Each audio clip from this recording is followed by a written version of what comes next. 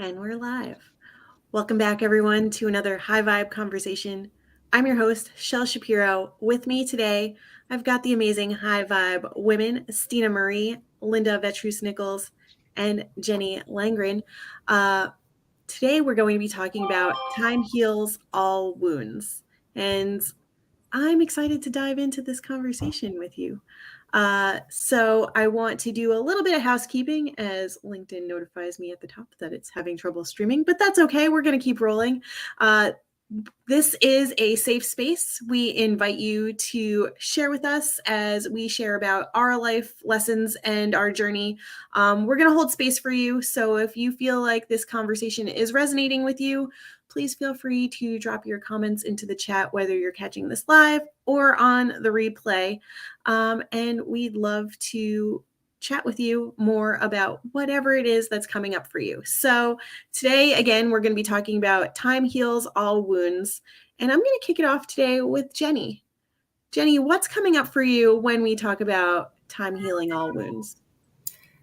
What comes up for me is that sometimes the meaning behind those words is that you will have time to forget.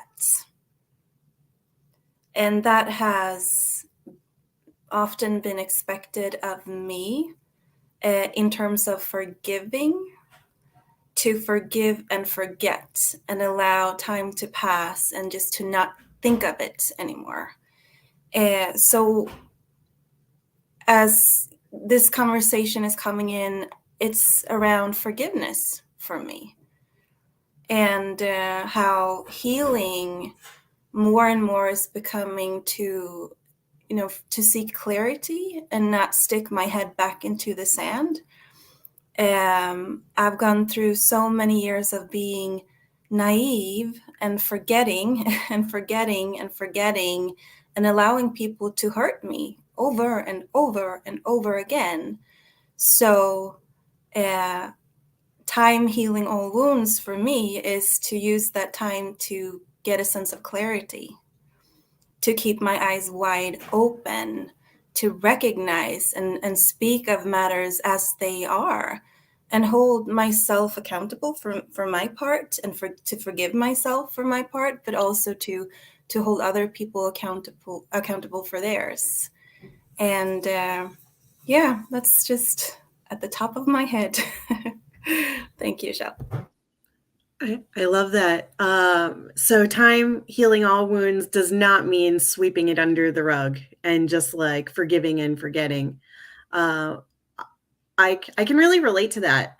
Sometimes what I think about is, and often tell people is I can forgive you, but I'm not going to forget. Like I'm going to keep that in the back of my mind. And I say that because a leopard doesn't often change its spots, at least not that I've seen. And people show their true colors. So like I am keeping in the back of my mind that something happened. And I don't necessarily mean that like it's always on the other side of the fence. In some like things might be on my side of the fence too. So I'm not going to forget the situation, but I'm going to take that with me and be mindful of it.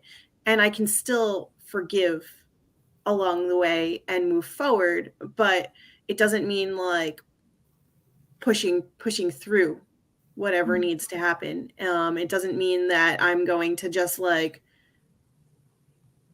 forget that it happened and not make any changes or not get the clarity that I need, as you were talking about clarity, Jenny. Linda, what's coming up for you as we talk about time healing all wounds? Time gives us the opportunity to get on top of the mountain, so to speak, and then everything seems a whole lot smaller. As far as healing wounds, it's really the story that we tell ourselves about what happened. And especially with grief, there's those different stages, and one part of that is the guilt, and you can even get survivor's guilt at that point. And so I think about how we have we got two dogs at the same time. They were twins, and one of them got a growth in his mouth, and it was just like totally taking his whole jaw, like growing it the opposite direction. it was so sad, and he was only 6 years old, and there wasn't anything anyone could do, so we chose to put him down. And even though we had a super clear everything, and we even like waited for my husband's daughter, my stepdaughter, to be with us, because she was there when we had first gotten them, and it just felt like a family thing we would do together. There was still the ifs, and yeah, it was still the questions and going through in my mind. It was really interesting.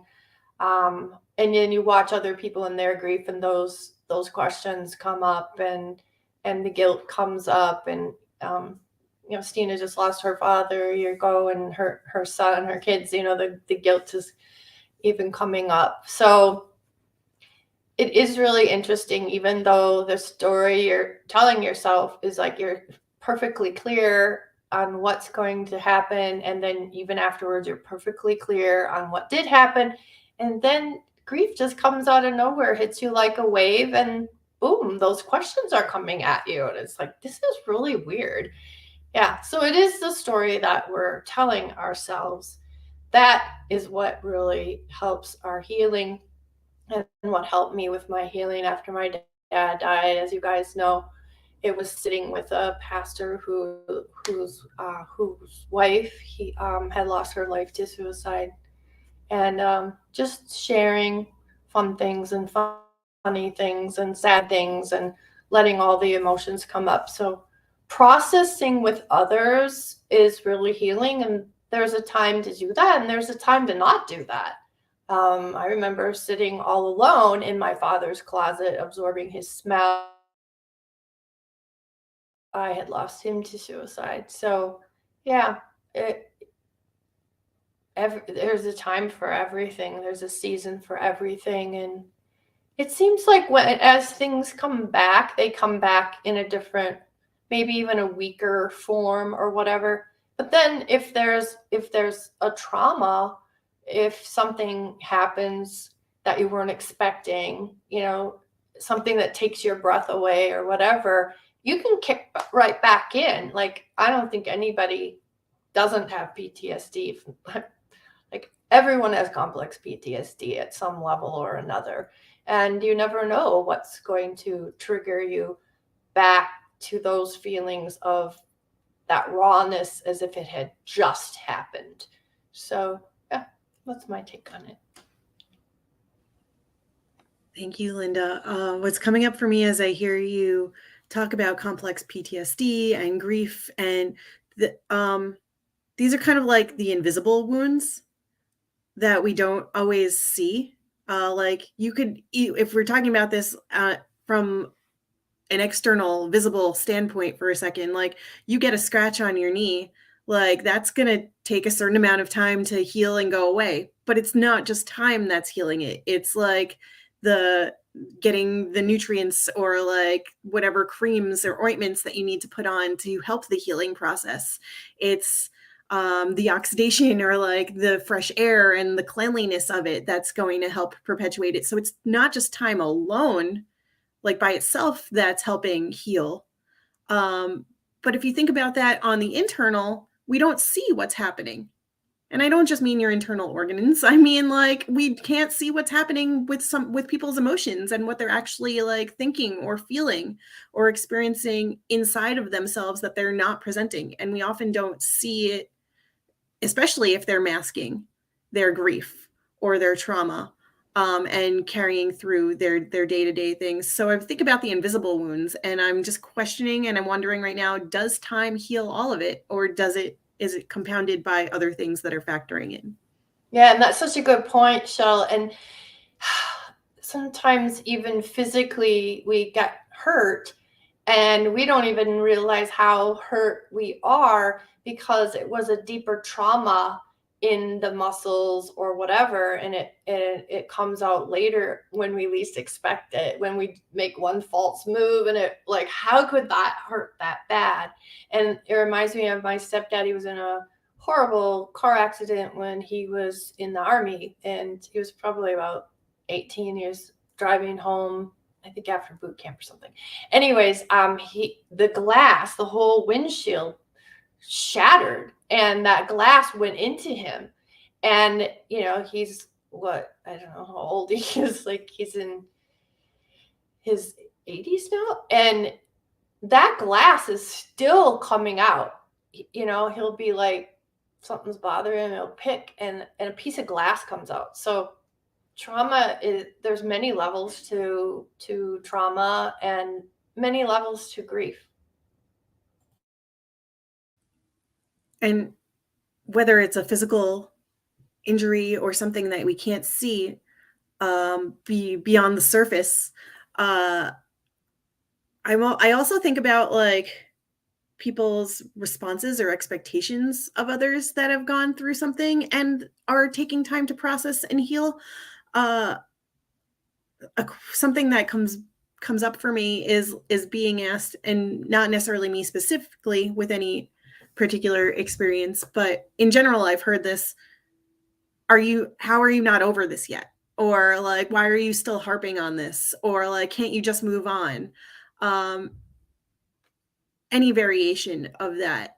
And it takes however long it takes. Just because you can't see what the other person is going through or experiencing and healing from doesn't mean that it's not still very real for them.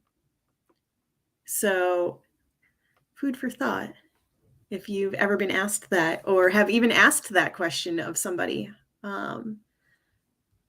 maybe take another look at it and see what's coming up. Stina, this is a great place for me to ask, what's coming up for you when we were talking about time healing all wounds? Well, my first thought was time doesn't heal all wounds. Like there's just wounds that we learn how to take care of instead, and they heal very slowly. And like we all have this finite time here, so I'm like, once you're gone, like you can't keep working on things that were like undone. So I feel like it's actually that time contributes to or like supports wounds healing, like it's not like this finite, like, oh, if I just let time pass, this will be all better. And I think that we can sometimes use things like this to sort of like gaslight ourselves or feel like what you just said, Shell, like, I should be over this by now. Why is this still bothering me? It's been years. I have things that I've only been able to work through in the last year because of where I'm at in my journey, because of the relationships I have, because of the support I have. Things that happened to me when I was 14, when I was 16, when I was 18. And like, I didn't have the capacity when those things were happening to have a full understanding of what was going on around me or within me. And it's only now looking back that I can even like make sense of some things and go, wow, this is why I felt that way, or this is why I made these decisions. And it, it's not something that I can like make happen or rush. So I think that's where like the time piece is just that like it takes time. And I just told a client and friend of mine this morning, actually, she was like, oh, this took me 2.5 hours to do. My brain just like wasn't fully on. She was like being really hard on herself. And I said, my new mantra is things take time. And I was like, I like to have these mantras that are like, you can't argue with it. My brain can't argue with that. Things take time. They do. They just do. And so whether it's something that you expected to happen faster is taking longer, like it's okay. Things take time. And so there was something else that I was thinking about what I've learned. Like I feel like 30, I'm like, okay, now let's just say a third through a human life. And so like you start to have repetitive experiences I feel like when you pass 30, because you now have like done things for many years, right? Like as a kid or like in your 20s, You haven't even had a job for very many years. You haven't been committed to a relationship for very many years. You haven't probably not even had a hobby that you could be like, I've been doing this for 5 years.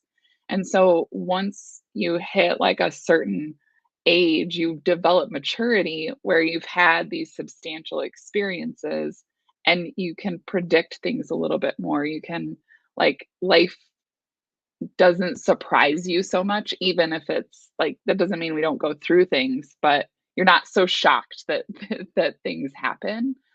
And like a very small example of that, like to bring it back down to the micro, is when I fell on my longboard, which is like a skateboard, and I just absolutely like shredded the skin on my arm. And I'd never had an open wound like that before. I'd never had fallen and like gotten road rash as a kid. I've skinned my knees a couple of times, but this was like, full everyday dressing the wound, bandaging it, and it took about 2 weeks before I could take the bandage off, and even then had to still tend to this wound, but it did heal, and I got to watch it physically heal.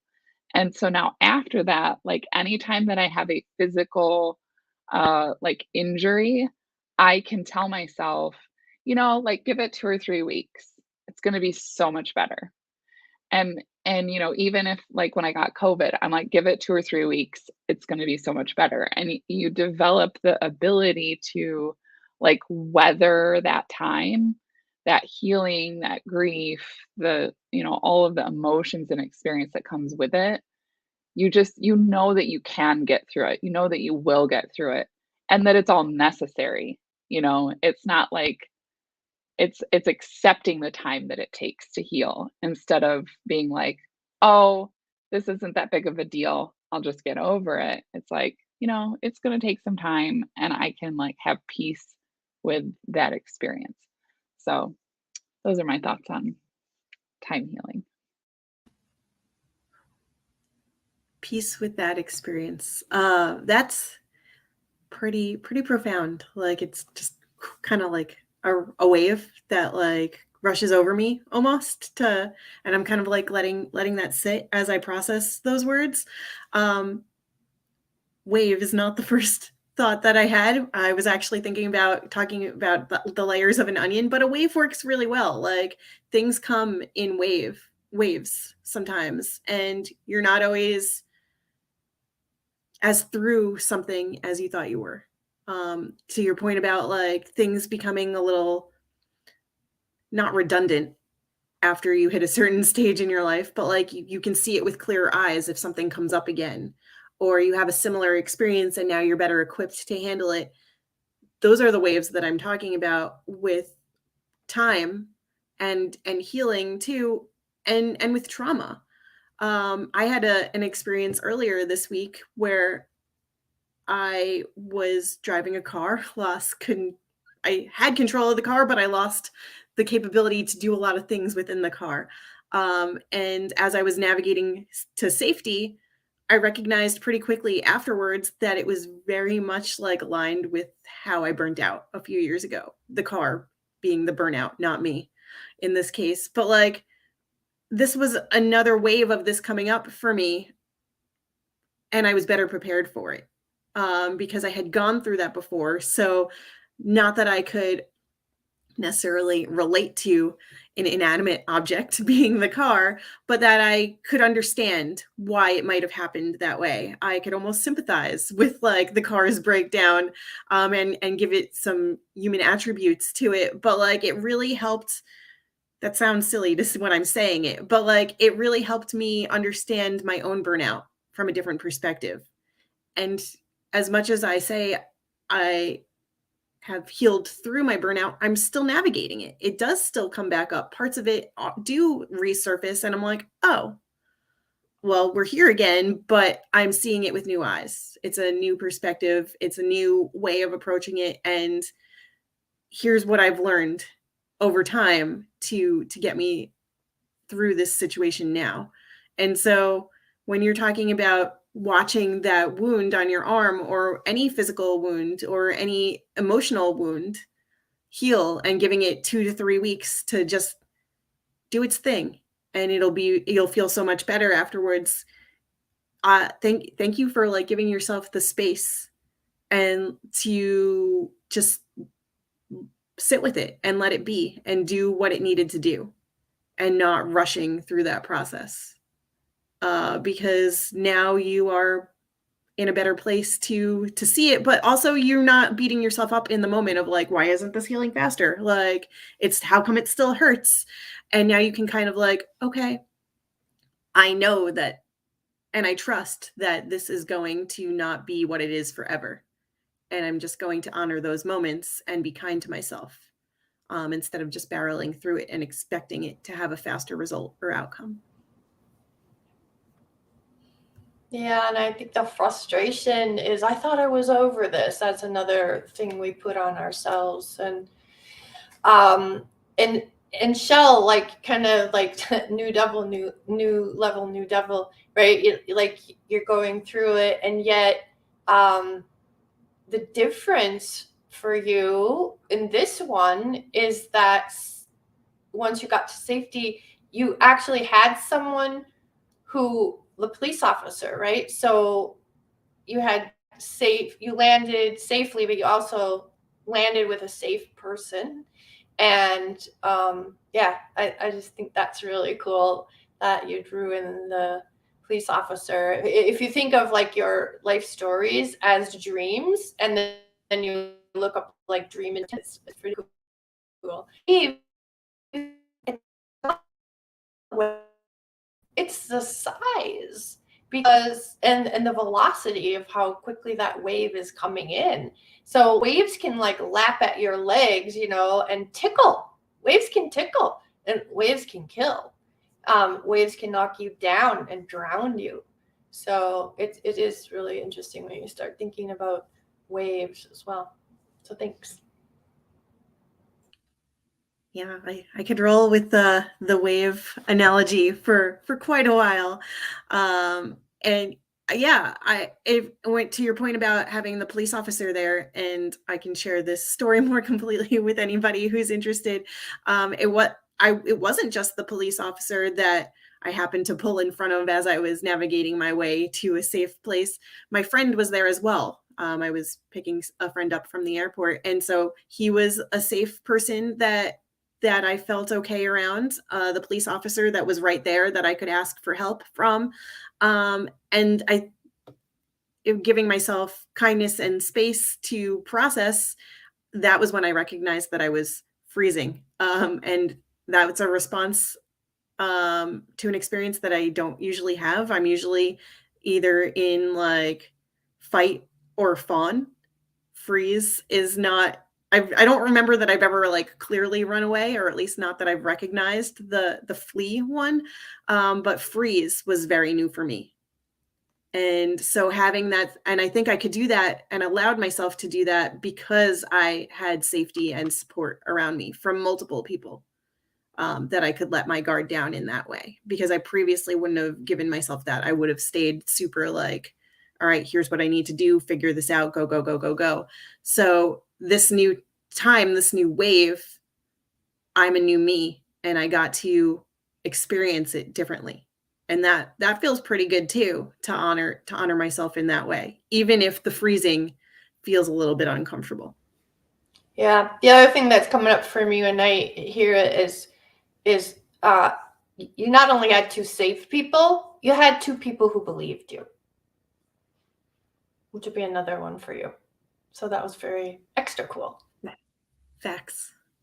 I haven't always felt like I've been believed when I've shared something, and there has been those times when it's been refuted, like, oh, that's not what happened, or you just imagined that, or like maybe someone else, like, that's not what they meant, like, can't you just let it go, or like they hear it but then they refute it, and then me feeling like I need to defend myself immediately and stay in that like not attack mode, but like the defense mode of like, I need to defend myself because nobody else is going to. And in this case, I had two people that could see what was happening and were ready to jump in and support me in that. Yeah. It feels really really nice to be able to say that I have that. And even from a complete stranger, which was a police officer. Yeah. So, yeah. Again, time heals all wounds, but does it? We've questioned this from several angles today. I want to thank you, ladies, for your insights and for sharing your experiences here today. If you have any stories or experiences of your own that you feel comfortable sharing with us, we'd love to hear them. Don't be a stranger, because this is a safe space for you to share, and we want you to feel supported in doing so. So if you feel like you want to, we're here for you. You know where you can find us, hopefully, on all streaming platforms, and especially on LinkedIn. Especially me, that's my jam. Until next week, we will have a very special High Vibe guest with us, but we'll say bye for now.